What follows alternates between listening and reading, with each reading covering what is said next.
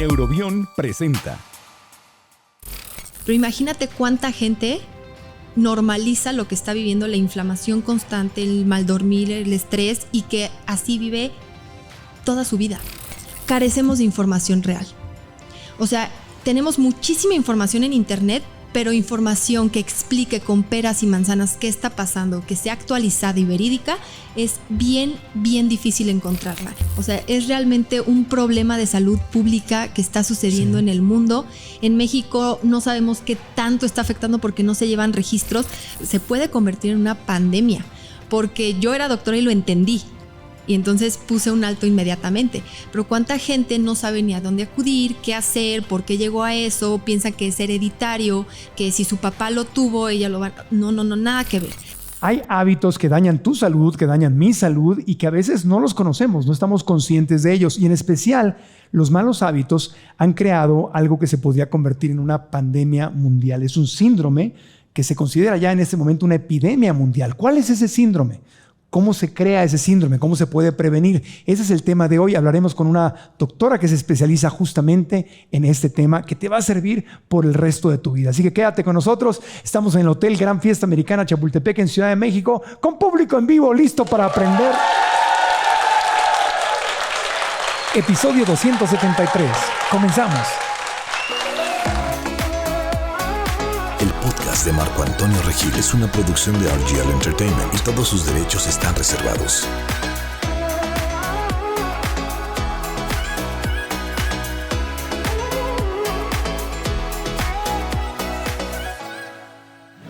La doctora Jackie López es médico general y se especializa en la prevención de enfermedades metabólicas. En 2017 creó el proyecto Salud en Corto, la primera plataforma digital de divulgación de salud en América Latina. Hoy, Salud en Corto es una comunidad de más de 500,000 personas, cuyos videos tienen más de 3 millones de reproducciones mensuales. La doctora Jackie López está en el podcast.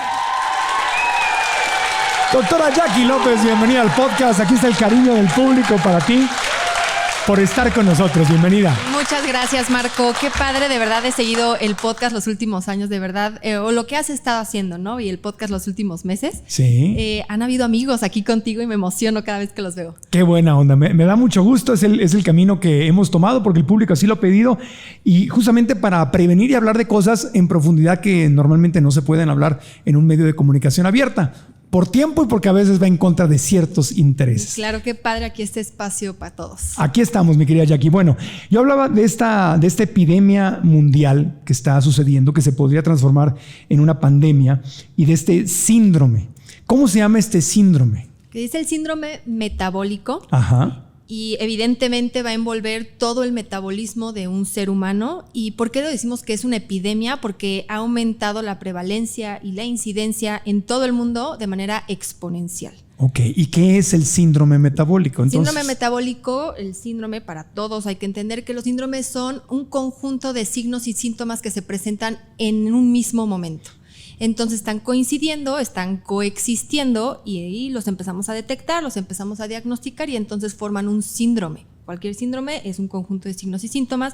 En este caso, el metabólico va a tener diferentes parámetros que tenemos que poner atención. Algunos se ven, se notan, algunos no. Y eso es lo que hace estas enfermedades silenciosas que pueden ser mortales y que están amenazando a la población. O sea que es como una tormenta perfecta. Exactamente. Sí. Hay algunos que, por ejemplo, lo podemos ver a simple vista, que para eso nos entrenan a los doctores, ¿no? Para tener ese ojo clínico, pero hay algunos que son silenciosos y que entonces tenemos que prestar más atención. Uh-huh. Son 5 parámetros y teniendo 3 de estos 5 ya podemos diagnosticar el síndrome metabólico. ¿Cuáles son esos 3? A ver, vamos a aprender. Primero, tener una circunferencia abdominal o un perímetro abdominal elevado, que sale de los parámetros. Número 2 es alteraciones en los valores de glucosa, porque en algunas guías dicen que tienes que tener una diabetes diagnosticada, pero en otras no. Dicen que simplemente la alteración de los niveles de glucosa ya es un parámetro como un check para empezar a tener el síndrome. También que eleven los niveles de colesterol en sangre, que eleven los niveles de triglicéridos. Ajá. Y finalmente que haya descontrol en la presión arterial, o sea que esté elevada, porque también podemos tener presión baja, pero eso no es una amenaza en este caso. Con 3 de estos 5 que acabas de mencionar, tengo el síndrome metabólico. Exactamente. ¿Y cuáles son las consecuencias de tener el síndrome metabólico? Bueno, me encantan, suena un poquito raro, pero me encantan los síndromes porque aquí nos damos cuenta que nosotros somos un ser multifactorial, ¿no? Entonces todo va junto con pegado y si se altera una cosita, se va a alterar otra y entonces empiezan a hacer una cadena de reacciones que pues al final tenemos que detener de alguna manera, pero pues todo se tiene que resolver al mismo tiempo, si no, no se va a detener. ¿Qué pasa cuando empieza a suceder el síndrome metabólico? Lo principal y por lo regular, por lo que la gente llega al síndrome metabólico es por un exceso de grasa que hoy se sabe que tiene que estar localizada, que es grasa visceral, ¿no? O sea, las vísceras, que es lo que tenemos aquí en la cavidad abdominal, tienen que estar rodeadas de grasa, que es exceso, por ejemplo, que no tenemos suficiente actividad todos los días, entonces empezamos a tener exceso de energía, exceso de calorías, después tenemos exceso de consumo de ciertos alimentos, exceso de glucosa, y todo eso son componentes que van haciendo que se acumule grasa visceral.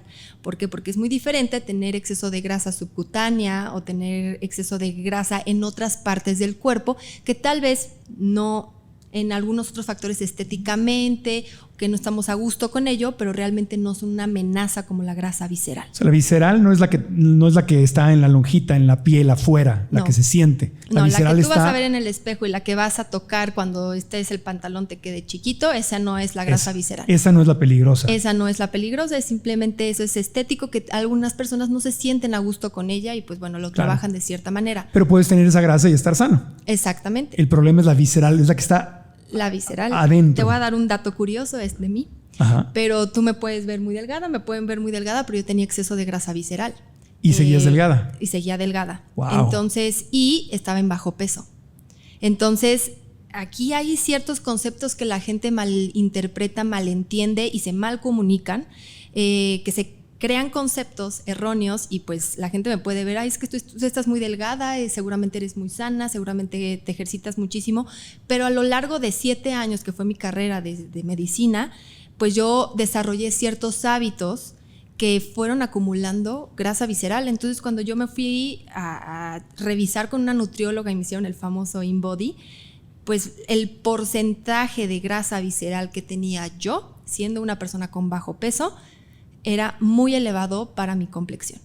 Entonces ahí tuve que cambiar hábitos porque pues al final la grasa visceral es la grasa mala, ¿no? La que te condena a tener problemas cardiovasculares y tener un deterioro de muchos órganos y tejidos, entonces a mí no me conviene, ¿no? ¿Y qué te hace esa grasa visceral? ¿Por qué esa es la grasa peligrosa? Ok, la grasa visceral, lo que sucede es que por este tipo de hábitos donde empezamos a consumir más alimentos de lo normal, y no todos los alimentos, simplemente pueden ser exceso de carbohidratos simples, o sea que no podemos, que son llenadores, pero que no nutren, ¿no? Porque tampoco hay que satanizar absolutamente nada. Que también estamos tomando muchas calorías líquidas, que así le llaman, por ejemplo, refrescos, jugos. Malos hábitos, no hacer ejercicio, al menos 30 minutos al día, que ya es de cajón, hacer 30 minutos al día, y más con esta vida tan sedentaria que nos trajo el internet y todas las actividades que hacemos online. Sí. Pero todas estas actividades que yo empecé a desarrollar me llevaron a tener muchos hábitos y creo que muchísima gente estamos viviendo eso, ¿no? O sea, que no nos paramos ni siquiera 15 minutos después de 1 hora, estamos sentados trabajando en la computadora y se nos hace ya parte de una dinámica de todos los días y esos factores empiezan a hacer que la grasa que nosotros tenemos que convertir en energía para poder tener actividades diarias se empieza a acumular en nuestro cuerpo y se sale de donde debe de estar. Por ejemplo, la grasa puede estar en muchísimas zonas, que puede ser la subcutánea, y nosotros poco a poco con actividades, caminando, subiendo escaleras, dejando el coche un poquito más lejos, la vamos a empezar a quemar o utilizar y a degradar. En el momento en el que nosotros empezamos a obstaculizar ese tipo de actividades, esa grasa se sale de donde debe de estar para utilizarla de manera rápida y viaja hacia los órganos. Eso se llama grasa ectópica, ¿no? Que está saliendo de donde debe de estar. Cuando la grasa se vuelve ectópica, empieza a navegar en nuestro cuerpo y se empieza a estancar en órganos y tejidos donde realmente no debe de haber grasa. Entonces ahí viene el famosísimo hígado graso, empieza a haber taparse las arterias, por ejemplo, o sea, una capa de grasa alrededor de las arterias, empieza a haber, no sé si han visto imágenes alguna vez en internet donde el corazón está lleno de grasa, eso empieza a suceder y es grasa ectópica que no debe de estar ahí. Pero por malos hábitos, después del transcurso de muchos años, nosotros empezamos a hacerlo y no nos damos cuenta, ¿eh? ¿Pero por qué se va ahí la grasa? Porque la estás acumulando de más, entonces empieza a viajar, es como si se estuviera desbordando el vaso. Ya. ¿Sabes? Donde debe de estar para que tú lo puedas consumir en este momento, ya no cabe y empieza a viajar como si fuera una fuga, ¿ok? Ya. Empieza a viajar. Esa grasa se convierte en grasa ectópica y es proinflamatoria. Y aquí hay que poner algo súper claro que nunca se los olvide, que cualquier tipo de inflamación crónica es el detonante para todas las enfermedades crónicas, ¿ok? Que es, por ejemplo, cualquier tipo de cáncer, enfermedades metabólicas, enfermedades del corazón, enfermedades pulmonares, enfermedades cerebrales, enfermedades que deterioran, por ejemplo, Alzheimer. Entonces, son la inflamación crónica. Ajá. Es lo que nos va a llevar a la decadencia o a la degradación del ser humano. Wow. Entonces por eso es que, claro, si tienes grasa en las lonjitas, está donde debe estar. El problema es cuando ya es demasiada, ya no cabe ahí y se empieza a ir hacia adentro. Exacto. Y no me doy cuenta porque no se ve. No se ve. Entonces, por eso la medida, yo sé que hay estándares internacionales de medida de cintura. Sí, el perímetro abdominal. Perímetro abdominal se llama. Pero son una señal. Claro, a ver, obviamente si nosotros empezamos a acumular cada vez más grasa visceral, que no es la que se puede pellizcar, simplemente, por ejemplo, hemos visto gente que tiene una, vaya la palabra, pero una panza que no puede sumir. Claro. ¿Sí me entiende? Ahí es cuando es un foquito rojo de decir, no solamente están tus órganos, hay algo que está obstaculizando, claro, que no puedes meter. Entonces, o sea, puede ser más hacia arriba, de hecho. Exacto, y es dura, ¿no? Claro. Porque ya no puedes sumir, es dura. Entonces ahí sí es un poquito, pero eso se ve. Pero a ver, yo que soy delgada, no se veía, ¿no? Pero ahí estaba. ¿No tenías ni la barriguita inflamada? No, para nada, para nada. Sí tenía constante inflamación, por ejemplo, cuando comía ciertos alimentos, ajá, pero pues yo me acostumbré y dije, pues es normal, es la edad. Pero a ver, si eres una persona delgada y no tienes la lonjita, ¿cómo es que se fue hacia adentro? Porque en tu hay caso? Hay cavidades en nuestros órganos, están dentro de cavidades y hay espacio para esa grasa, pero cuando ya es de más, ya la alcanzas a ver, pero cuando simplemente es una capa que rodea, por ejemplo, el hígado, pues no la ves. O sea que se puede ir ahí aunque no tengas las lonjitas. Por supuesto. Es la parte que no acabé de entender, cómo se fue ahí. Si el cuerpo dice, la grasa va en las lonjas, aquí afuera. Aquí hay dos cosas. ¿Cómo la mandó el cuerpo para allá? Hay dos cosas. Primero, también importa mucho la genética. Mi familia siempre ha sido muy delgada, entonces realmente nosotros no acumulamos o no tenemos tanto espacio para acumular grasa subcutánea. Ya. Entonces, rápido se llena mi vaso. Entonces puedo tener una lonjita diminuta que nadie la va a alcanzar a ver, ¿no? Y puedo subir una talla que pues solamente yo lo voy a notar, pero entonces ya mi vaso está lleno.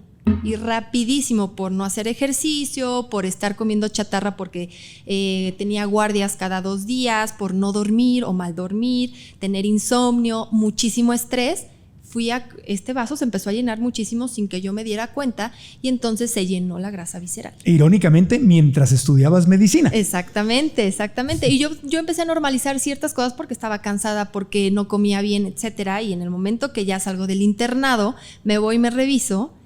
Y, oh sorpresa, estoy cayendo en un patrón donde la mayoría de los mexicanos estamos ahí, ¿no? Uh-huh.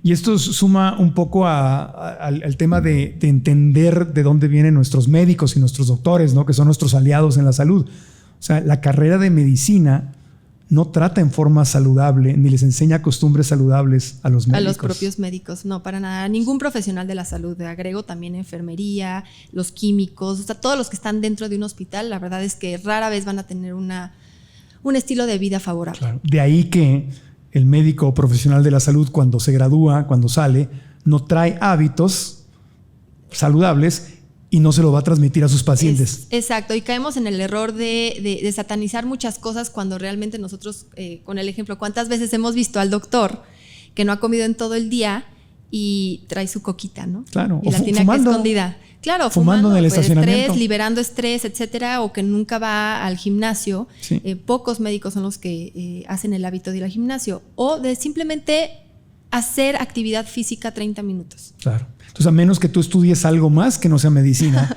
es donde cobras conciencia de que los hábitos son tan importantes. Sí, claro. Yo creo que cada vez más estamos abiertos a darnos cuenta que el estilo de vida que nosotros como médicos llevamos no es algo compatible con la vida, para empezar. Sí. Y que nosotros somos los que ponemos el ejemplo, sí. ¿no? Entonces no coincide con lo que estamos enseñando. ¿Y no les ha llegado a las universidades privadas y públicas este mensaje? O sea, ya lo decimos tanto y se habla tanto, o sea, no es como que ya no hay una reacción o una revolución interna de, oigan, vamos a... Estamos entrando a un tema aquí medio polémico, porque ¿Sí? sí, hay tendencia en Twitter cada semana de las condiciones en las que están los médicos y profesionales de salud, claro. y hay algo que se tiene que hacer, no solamente en México, en todas partes. No, eso es mundial, claro. O sea. Sí está marcado más en países de América del Sur, en México, por ejemplo, sí. Pero sí, siempre es muy demandante y es una disciplina que a veces se confunde. Claro, ¿no? Tendría lógica porque no puedes pedirle a alguien que no le enseñaste hábitos sanos que salga a enseñar hábitos sanos. Por eso pues es como una prioridad. Me sorprende que no haya cambios ya más rápidos, pero bueno, ese no es el tema del podcast. Así es. Pero vamos, de ahí viene porque es bueno que nosotros sepamos que si no tienes el privilegio de tener una doctora como tú, pues tal vez el médico que tenemos entrado frente a nosotros, tal vez él mismo no tiene hábitos sanos y difícilmente te va a hablar de algo que él mismo no practica porque no se lo enseñaron. Exacto, y quiero regresarme tantito al momento en el que a mí me diagnosticaron el exceso de grasa visceral. Es como, yo tuve la fortuna de diagnosticarme a tiempo y de entender qué estaba pasando, Sí. Pero imagínate cuánta gente normaliza lo que está viviendo, la inflamación constante, el mal dormir, el estrés, y que así vive toda su vida. Por eso hoy es una epidemia, se puede convertir en una pandemia, porque yo era doctora y lo entendí, y entonces puse un alto inmediatamente. Pero cuánta gente no sabe ni a dónde acudir, qué hacer, por qué llegó a eso, piensa que es hereditario, que si su papá lo tuvo, ella lo va... No, nada que ver. ¿No es hereditario? No es hereditario. Las enfermedades metabólicas, crónicas y metabólicas, en este momento, hablando de hipertensión, obesidad, diabetes, colesterol elevado y triglicéridos elevados, no son hereditarios, ¿ok? Sí hay una enfermedad de triglicéridos que es familiar, y eso sí hay que poner un foquito rojo, porque eso sí, desde la primera persona que se diagnostica en la familia, ya hay que ir diagnosticando a los que siguen, a las siguientes generaciones, o revisándolas, pero es la única, ¿no? Todas las demás se conforman de genética y epigenética, y siempre va a tener más peso la epigenética, que son los hábitos. Es el estilo, ¿no?, de vida. Claro, el estilo de vida, nuestro entorno, nuestra disciplina, todo lo que nosotros estamos haciendo es lo más importante, y tú puedes frenar lo que sea que venga en tu familia. ¿Y qué hiciste cuando te diagnosticaron? Dijiste, estoy estudiando medicina y tengo este síndrome. Claro. ¿Qué hago? Primero me apaniqué, dije, en este momento me voy a checar la insulina, ¿no? Vamos a ver si no tengo resistencia a la insulina, que puede llegar a diabetes, porque también, pues, la diabetes no se ve, ¿no? Entonces, pues lo puede tener así como una persona que vive con obesidad, también una persona que vive con bajo peso. Entonces, hay que estar bien alerta sobre eso. Pues me asusté, dije, ¿cómo puede ser posible que yo a mi corta edad, tenía 27 años? Entonces, yo ya esté teniendo estos problemas, y además, pues mi cuerpo lo gritaba, ¿no? Me sentía mal y todo lo atribuía a mal dormir en el internado, pero no, empiezas a tener yo ya me acostumbraba a vivir inflamada. No, hombre, cualquier persona que aquí viva inflamada no es normal. No es normal, hay que alzar la mano y decir, a ver, ¿qué está pasando, no? ¿Cómo se siente la inflamación? ¿Cómo puedo saber si estoy inflamado? Pues, más allá de un examen médico, obvio. Mira, fíjate que todo empieza cuando tú despiertas con el abdomen plano, ¿no? Y tú dices, me siento bien, me siento ligero, comes cualquier cosita y empiezas, o a lo largo del día, o terminas el día ya sintiendo que te tienes que desabrochar el pantalón, sientes como un malestar, algunos movimientos te incomodan, sientes que hay flatulencias, pero no hay realmente, o sea, simplemente es gas que está en tu abdomen, y empieza luego a subir de nivel con cualquier alimento. Puede ser, de repente lo atribuyen a lactosa, de repente lo atribuyen a habas o a granos, ¿sabes? O sea, como que van ahí como que limitándose de lácteos, de yogurt, o sea, van quitándose productos que no debe de ser. O sea, nosotros estamos hechos para poder, no es como que a las 7 de la tarde se cierra el metabolismo no, para nada, todo el tiempo el metabolismo está trabajando. Entonces nosotros tenemos que entender que no es así. O sea, el cuerpo trabaja 24 horas, entonces si nosotros vamos haciendo que el cuerpo se limite, hay algo mal, es un foquito rojo. Pero yo lo que pasé hace unos años, hace el año pasado fue cuando ya dije no, hay que cambiar hábitos completos. Pero perdón que me regrese primero. ¿Qué hiciste? ¿Tomaste un tratamiento y todo antes de llegar al año pasado? En los 27 años que salí del internado, sí.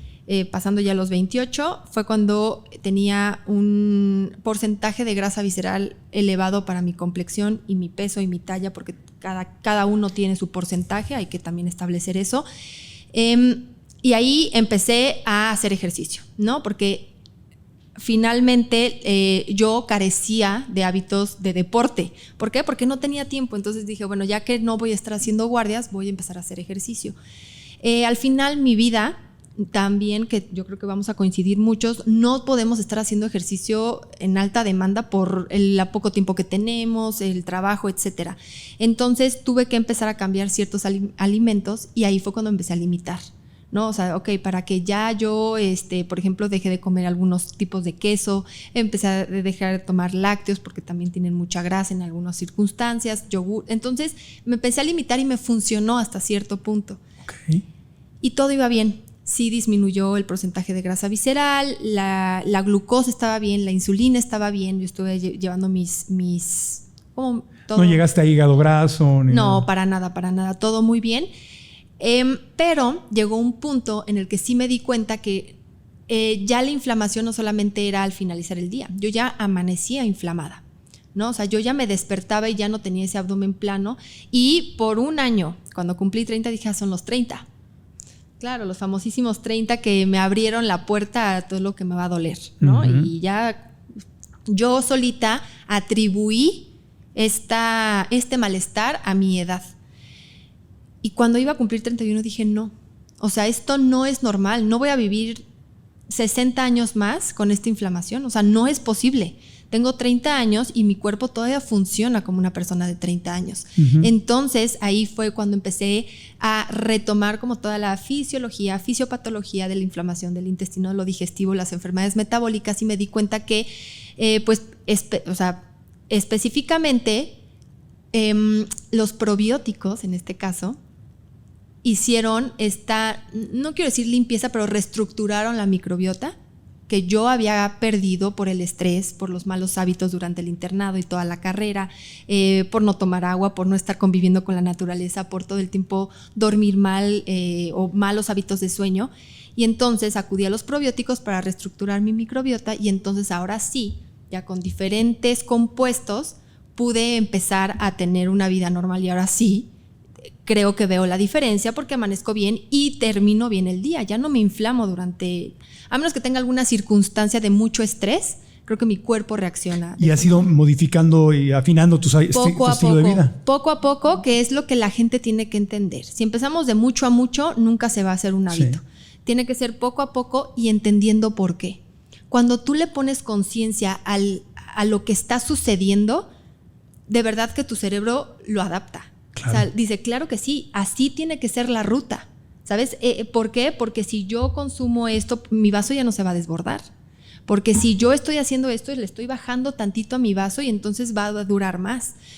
Entonces, metiéndole conciencia a estos movimientos y a estos cambios, creo que consigues mejores resultados, y está demostrado por la ciencia que así debe de ser, ¿no? Metiéndole una intención consciente a los cambios. Antes de continuar con el podcast, les quiero recomendar el hotel en el que estamos grabando este episodio. Se trata del Gran Fiesta Americana Chapultepec en Ciudad de México. Mi equipo y yo estamos fascinados con la hermosa vista que tiene del castillo y el bosque de Chapultepec. Tiene habitaciones súper cómodas y amenidades como bar, gimnasio y un restaurante de comida mediterránea. El personal del hotel es súper profesional y amable y nos ha brindado un excelente servicio. Además, sus salones nos han quedado perfectos para grabar este episodio. Así que cuando visites la Ciudad de México te recomiendo que te hospedes en este hotel. Reserva en granfiestaamericana.com. Repito, granfiestaamericana.com. Y ahora, continuamos con el podcast.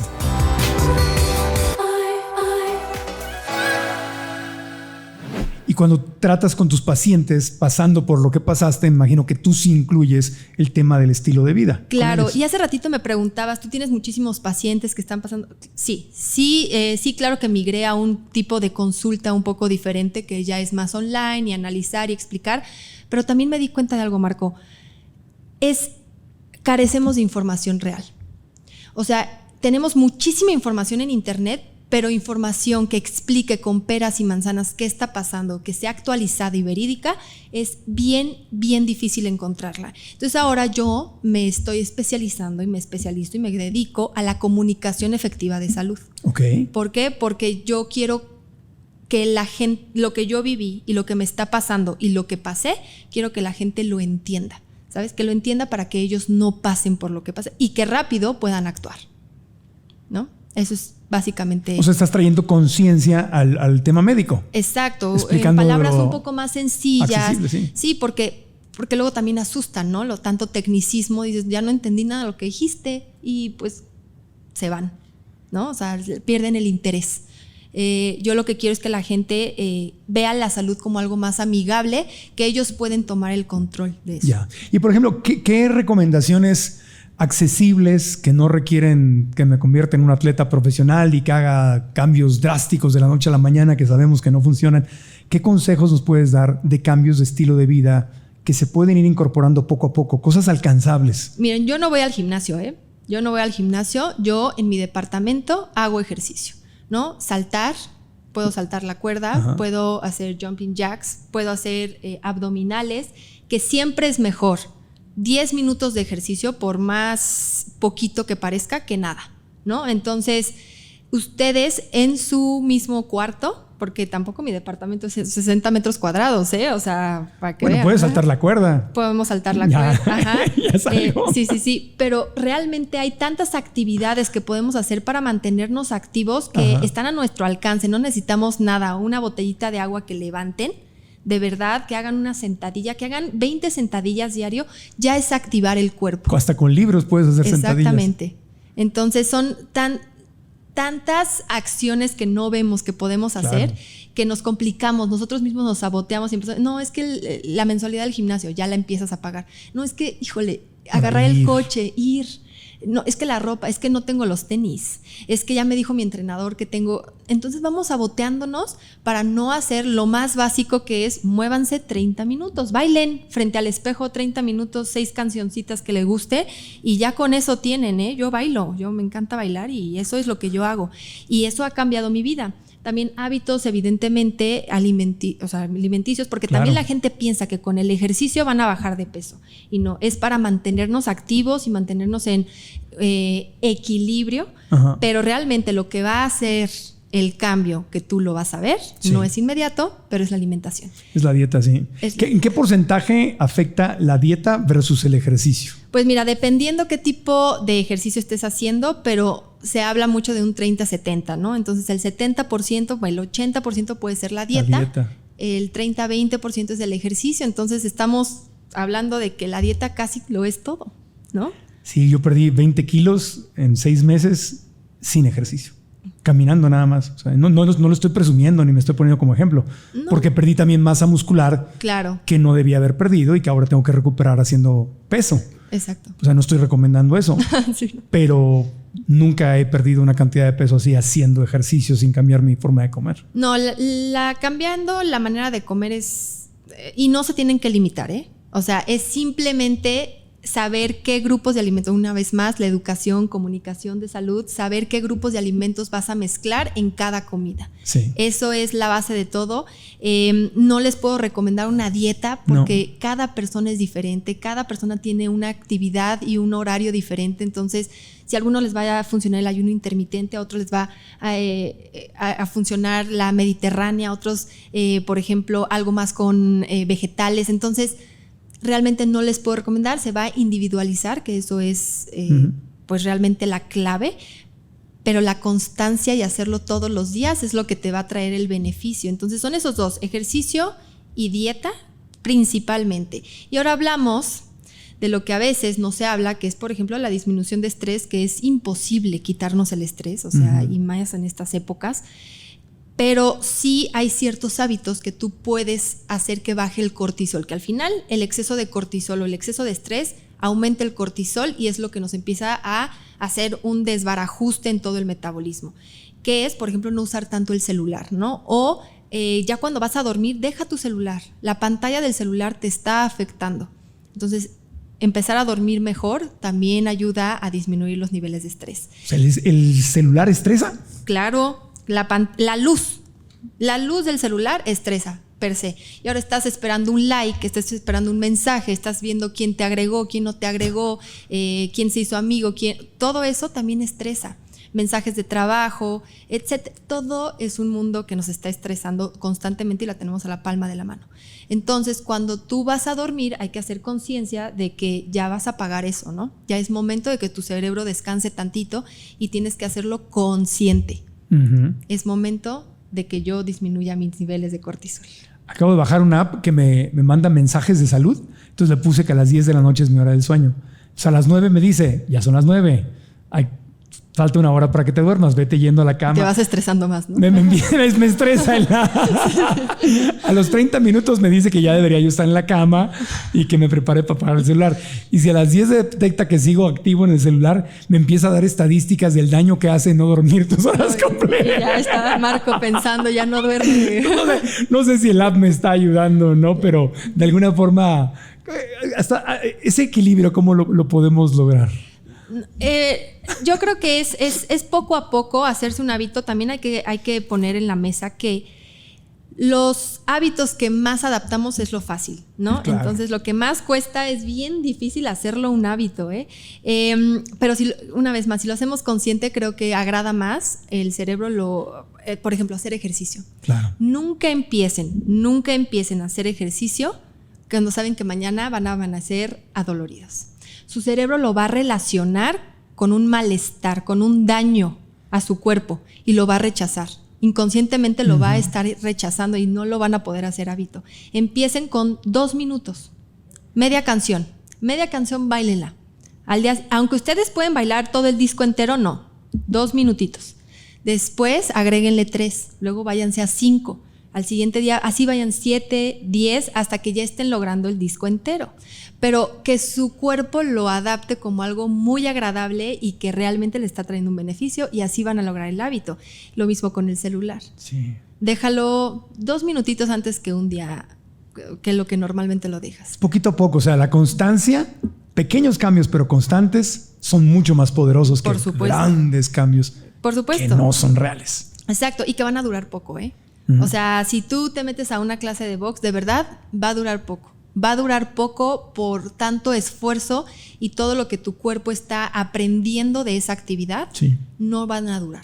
Oye, ¿los niños pueden desarrollar el síndrome metabólico? Por eso se está hablando que ya puede ser próximamente una pandemia, porque antes era casi inimaginable que un niño tuviera síndrome metabólico. Pero cada vez más jóvenes y adolescentes están empezando a tener, viven con obesidad. De hecho, en México siempre nos estamos peleando el primer lugar y el segundo lugar de obesidad infantil. Con Estados Unidos, sí. Exactamente. Pero muchísimo más gente joven ahorita está desarrollando hipertensión, ¿no? Entonces, ese es el segundo factor. Niños o adolescentes con hipertensión. Con hipertensión, imagínate. Entonces, es algo que está alterando y es impresionante cómo teniendo más tecnología, más conocimiento, más información, no cambian las cifras, más bien aumentan a la mala, ¿no? Entonces ahí es cuando ya los profesionales de salud, las organizaciones mundiales están alertando de no, a ver, ¿a qué nos vamos a enfrentar? ¿Y por qué es que los niños están jugando menos y jugando más con el teléfono en vez de salir a jugar, a moverse? Los productos ultraprocesados, empaquetados, la facilidad con la que lo podemos conseguir. Y evidentemente la llegada del internet cambió y el aumento de la tecnología cambió las actividades que solían hacer otros niños, ¿no? En otras generaciones. Entonces es lo que se está viendo. Y los niños o adolescentes que empiezan con esto tienen las mismas consecuencias que los adultos. Sí, y de hecho el síndrome metabólico, lo que va a suceder es que por el exceso de inflamación, que todos los factores y todas las cadenas que desemboca el síndrome es inflamación, ¿no? Entonces al final va a afectar el corazón y todas las arterias y las venas que pues están en todo nuestro cuerpo. Puede haber infartos cerebrales, infartos del corazón, infartos de una pierna, de un brazo, etc. Pero al final el riesgo de poder llegar a las complicaciones del síndrome metabólico va a ser directamente proporcional a qué tanto tiempo estuviste expuesto a los factores de riesgo, que son los 5 primeros criterios que te comenté.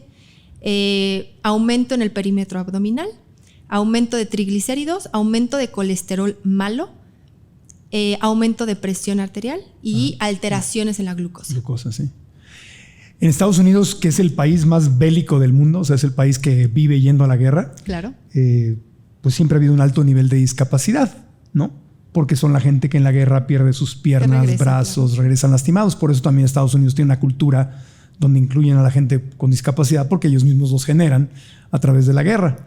Pues en Estados Unidos hay hoy más amputaciones por diabetes tipo 2 que por la guerra.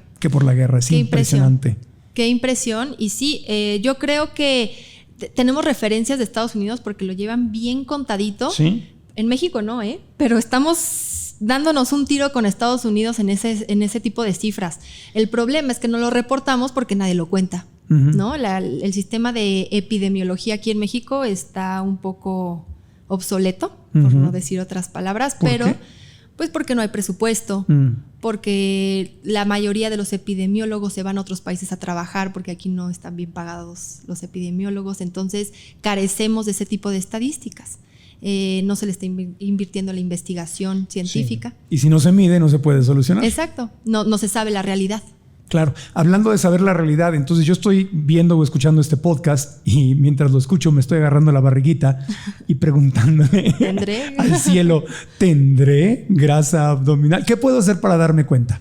Ok, primero, si tú no haces ejercicio, tienes un trabajo, un día estresante comúnmente, o no ejercicio, actividad física, así hay que dejarlo, porque luego ya el ejercicio para hacer, dicen es que no puedo ser atleta de alto rendimiento, no, es que ninguno de aquí vamos a hacer. No, pero si caminas 1 hora a tu perro, eso es ejercicio. Exactamente, entonces actividad física, estresante, no tienes una dieta balanceada o una dieta que un plan de alimentación que respetes. Claro. ¿No? O sea, porque vas picando por la calle, de repente te paras en un puestito o consumes muchos refrescos o jugos o empaquetados.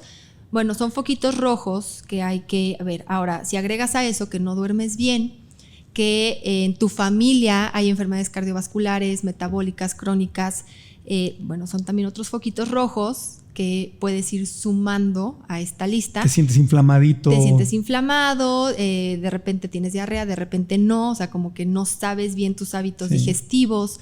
Puedes tener gastritis, exactamente. Sientes que te tienes que desparasitar cada 6 meses, ¿no? Y otra cosa también importante, te automedicas. Ajá. Todo eso puede estar generando una proinflamación que tú no te has dado cuenta y puedes estar empezando a tener, si no es que principios de exceso de grasa visceral, puedes ya tener una sólida grasa visceral que hay que modificar. Y lo digo un poco de broma porque de verdad es bien común y cómo no lo creemos, ¿eh? Cuánta gente de verdad me he topado que viven con obesidad y dicen, pues estoy poquito pasado de peso.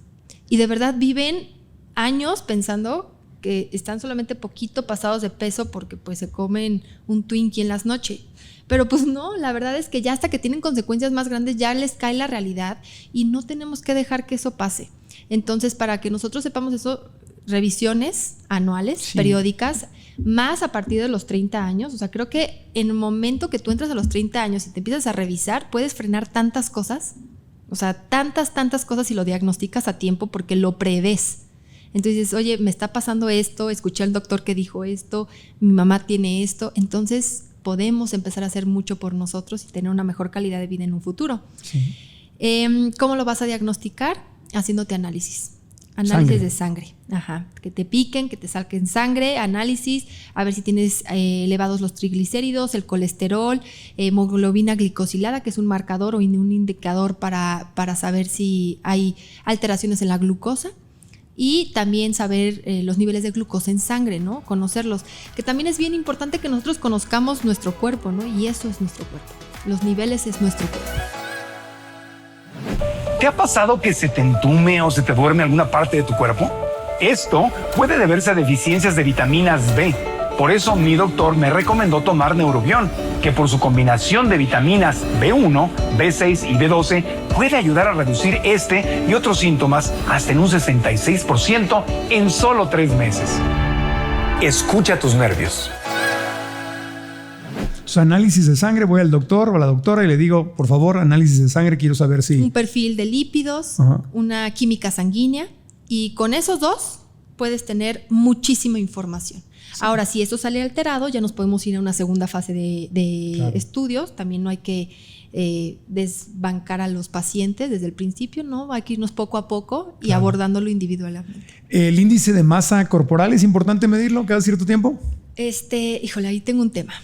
Venga, sí, saca tengo el tema. un tema porque el índice de masa corporal es una relación que se hace basándonos en el peso y la talla de las personas, ¿no? Uh-huh. Entonces, sí, es muy importante conocer nuestro índice de masa corporal en algún momento, porque por mucho tiempo fue uno de los únicos indicadores que medíamos como profesionales de salud para saber si una persona estaba prácticamente sana o no sana, ¿no? Y eso es bien grave porque pues ahorita estamos viendo que el bienestar de una persona es multifactorial y hay que ver muchísimas cosas y no solamente podemos basarnos en el IMC, ¿no? Entonces, calculaban con tu talla y con tu peso una fórmula ahí que elevan al cuadrado, etcétera. Le dan un valor y con base en eso pueden checar si estás en bajo peso o tienes obesidad tipo 1, 2 o 3, ¿no? O si estás en un peso ideal. Claro, sigue siendo un indicador bastante utilizado a nivel mundial. En el mundo de la ciencia va a seguir, yo creo que por unos años todavía siendo algo muy importante que tenemos que calcular y se toman decisiones con base al índice de masa corporal.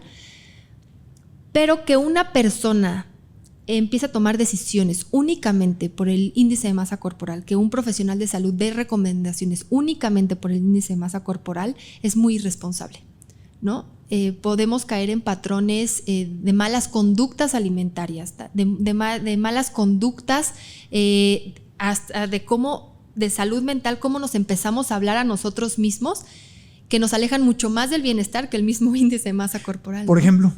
Por ejemplo, el otro día me preguntaban en una conferencia, ¿qué porcentaje es ideal para mí? ¿No? O sea, ¿cómo puedo medir? Digo, a ver, yo hoy sigo en bajo peso, pero ya no tengo grasa visceral elevada. Y yo estoy bien, yo estoy en un estado de bienestar. Si a mí solamente me midieran con un índice de masa corporal, yo estoy mal. Yo estoy en bajo peso, yo estoy desnutrida, yo estoy una tilica y flaca.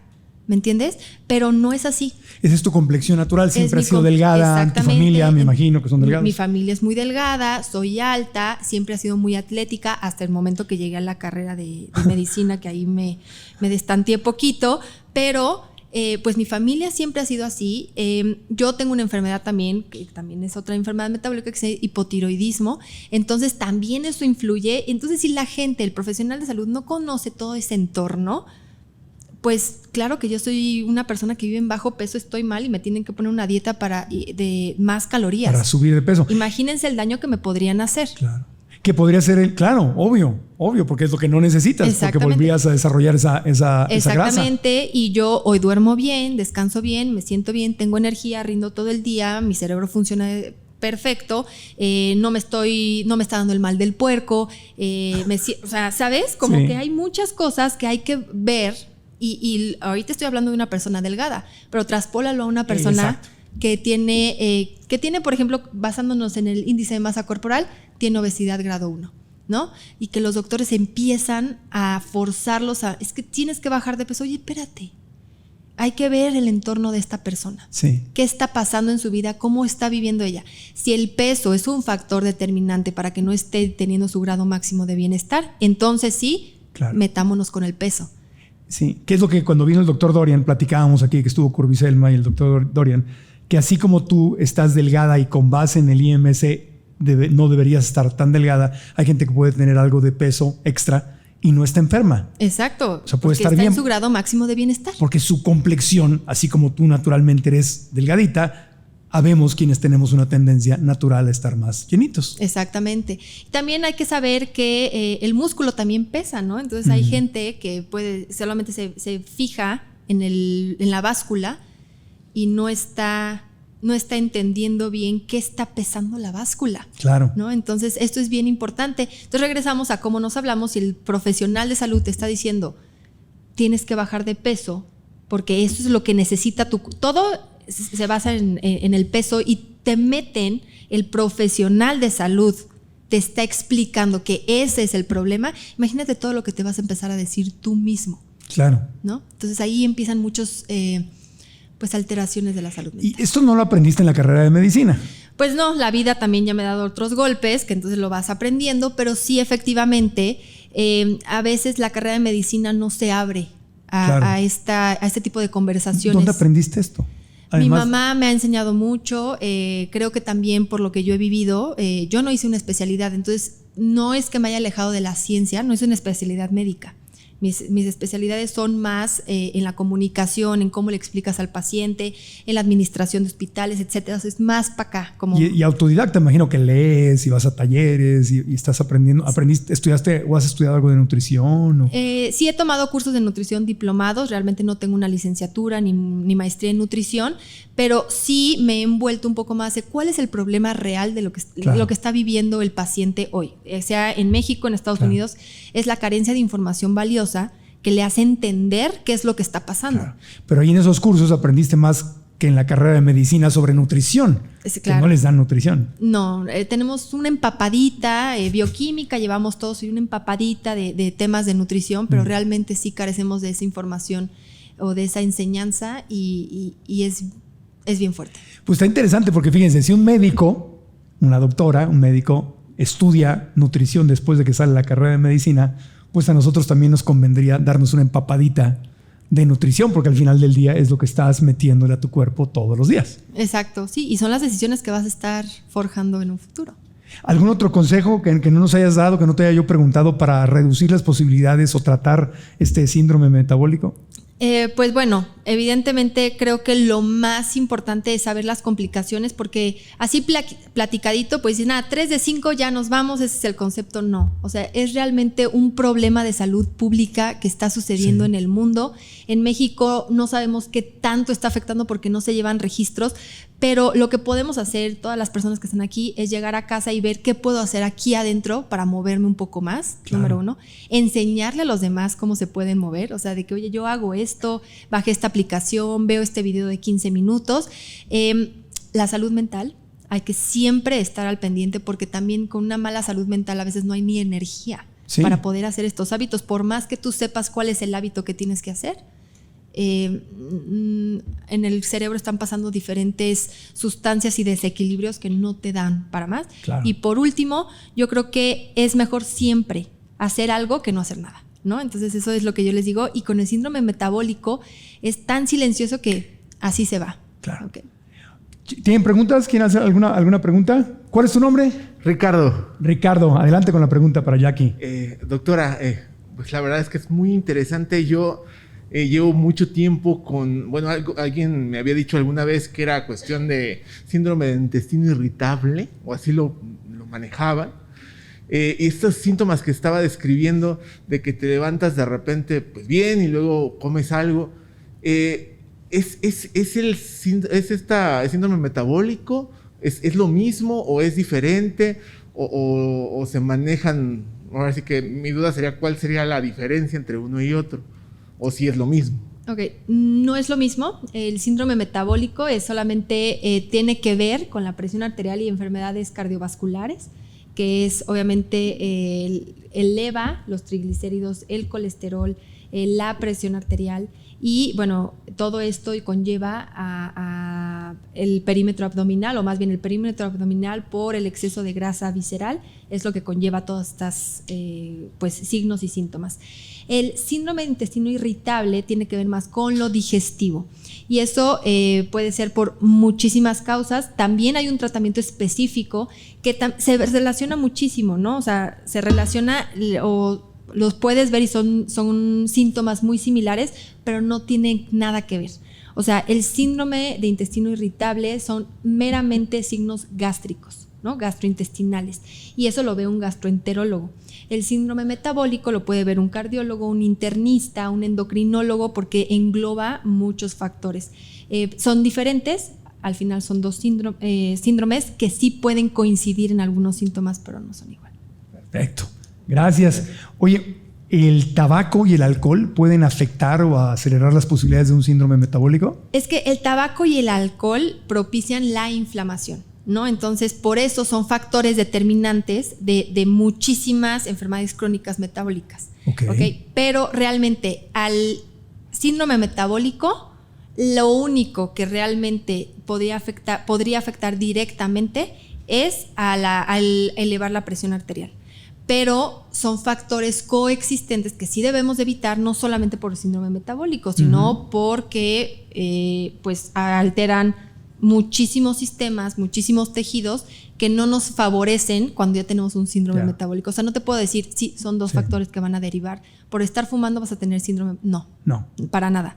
Son cosas aisladas, pero que si ya tienes un síndrome metabólico bien definido, pues el tabaco y el alcohol no te funcionan en nada, porque el alcohol al final también afecta el hígado, también hay un incremento de grasa visceral por consumir alcohol, y el tabaco hace una vasoconstricción constante que lo que hace es que aprieta las arterias y entonces la presión se eleva todavía más. Wow.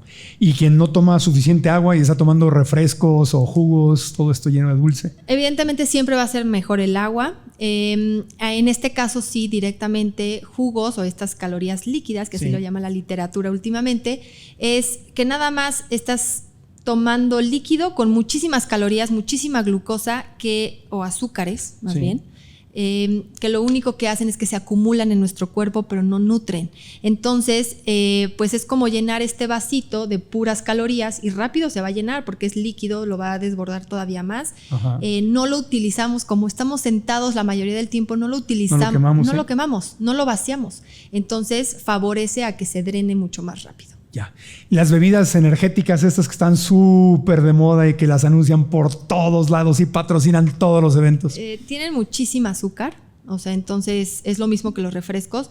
Lo que pasa con las bebidas energéticas es que tienen ciertos compuestos, para no satanizar también, porque también otros alimentos lo tienen, pero tienen ciertos elementos que hacen, por ejemplo, personas que tienen cardiopatías o que tienen tendencia a tener una frecuencia cardíaca elevada, o sea que tu corazón va latiendo más rápido de lo normal, pues sí puede haber, pues hay alteraciones en el corazón, incluso hay personas que se han infartado por consumirlas, pero realmente que el elemento que afecta directamente al síndrome metabólico sería la cantidad de azúcar que tienen. Ya. ¿Alguna otra pregunta? ¿Alguien más? A ver si encendemos la luz. ¿Su nombre? Marisela. Marisela. Bueno, mi pregunta es, yo tengo una báscula que puede medir, pues que mide la grasa visceral y todo esto. ¿Qué condiciones, en qué momento podría ser para que fuera más exacta? ¿En qué condiciones y a qué hora del día sería para que, pues así que los resultados que me maneje la báscula sean más exactos? Por la mañana, estas básculas son muy buenas si al final el porcentaje de precisión pues no es tan exacto como algún estudio, por ejemplo, de imagen en un laboratorio o en estos centros que tienen resonancias magnéticas. El InBody tiene un 99% de precisión, que es lo que hacen es un aparato que tienen normalmente los nutriólogos, y estas básculas tratan de simular un InBody, pero realmente no van a ser tan exactos. Entonces, sugiero en la mañana, ahí tienen que meter edad, etcétera. O sea, la báscula misma te va guiando. Pero siempre saber que independientemente a qué hora del día lo hagas, la precisión no es tan exacta. Podemos de ahí, si sale un valor muy elevado y te marca la báscula que estás, porque ahí nada más hay como barritas y te va marcando qué es lo que está mal. Si está muy elevado en lo negativo, entonces acudir a un nutriólogo para que sea más de precisión. Gracias. Gracias. Un aplauso con todo cariño a la doctora Jackie López. Gracias de todo corazón por haber estado aquí con nosotros, Jackie. La gente que quiere aprender más de ti, seguirte, tienes su plataforma, ¿dónde te pueden encontrar? Sí, estoy en todas las redes sociales como Salud en Corto, que es mi plataforma, y personalmente doctora Jackie López, que es DRA, doctora Jackie López. ¿Das consulta? Sí, ahí me pueden escribir. En este momento todo es virtual, o sea, no estoy en un lugar físico. Después de la pandemia preferí darla virtual, pero sí damos asesoría, damos seguimiento y estamos muy metidos en enfermedades metabólicas y prevención. Entonces, cuando requieren exámenes, se los mandas a hacer y te dan los resultados. Y es lo mismo. Analizamos. O sea, no estás perdiendo realmente nada con no verlos en persona. No, nada. Sí, claro que es súper importante una exploración. Entonces, por eso nosotros damos prevención y seguimiento de enfermedades metabólicas, porque realmente la revisión, la exploración que debe de hacer el médico, que eso no se puede perder, lo tienen que hacer con un especialista, y yo como médico general les doy el seguimiento. Ok, entonces puedes atender a gente en cualquier lugar del mundo. En cualquier lugar del mundo. Perfectamente. Pues Jackie, te agradecemos mucho que hayas estado con nosotros. ¿Aprendieron? ¿Aprendimos? ¿Sí? Bueno, pues eso me da mucho gusto. Denle otro aplauso con mucho cariño a Jackie. Y aquí, amigos, también me pueden seguir como Marco Antonio Regil en todas las redes. Si están en cualquier aplicación de podcast, suscríbanse, 5 estrellas como reseña, eso nos ayuda. Y aquí en el canal de YouTube, denle like al video, activen la campanita para notificaciones y dejen un comentario aquí abajo. Díganos qué fue lo más importante que aprendieron. Si ustedes vieron este podcast, les gusta este contenido, creen que esta información le debe llegar a más gente y nos quieren ayudar a crecer, pues nos pueden ayudar copiando la liga y compartiéndola en sus grupos de WhatsApp, en Facebook, en Instagram, en historias. Recomienden este episodio para que le podamos llegar a más y más gente. Gracias de todo corazón. Gracias, Jackie, de nuevo, un gusto conocerte. Marco. Ojalá que regreses pronto con nosotros. Claro que sí. Y gracias al Hotel Fiesta Americana en Chapultepec, aquí en Ciudad de México, y a nuestro público precioso. Gracias de todo corazón. Hasta la próxima. Aprendamos juntos.